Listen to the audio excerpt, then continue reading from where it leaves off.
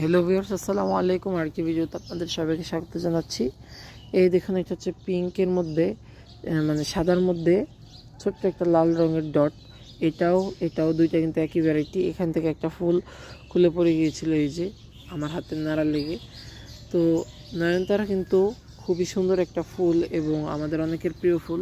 কারণ একটাই, এই গাছ কিন্তু একদমই কম অযত্নে বেশ ভালো ফুল দেয় এবং সারা বছরই বাগান আলো করে রাখে। শীত গ্রীষ্ম বর্ষা এর কোনো ফুল দেওয়ার কমতে হয় না। তবে একটাই জিনিস, অতিবৃষ্টি এবং তীব্র রোদ দুইটার একটাও কিন্তু এই গাছ সহ্য করতে পারে না। তাই আমার রেকমেন্ডেশন, এই গাছটাকে অতিবৃষ্টি এবং তীব্র রোদ থেকে রক্ষা করুন, তাহলে প্রচুর ফুল পাবেন। এবং নয়নতারা হচ্ছে একটি শর্ট টিপস বাগানীদের, যাতে বাগানটাকে সুন্দরভাবে সাজানো যায়। নয়নতারা, বোতাম ফুল, এই টাইপের গাছগুলো কিন্তু অল্প যত্নতেই এবং যত্ন ছাড়া কিন্তু প্রচুর পরিমাণে ফুল দেয়।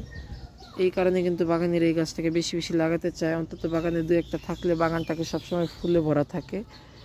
তো এই জন্যই বলবো, আপনারা নয়নতারার ফুলের গাছ লাগান।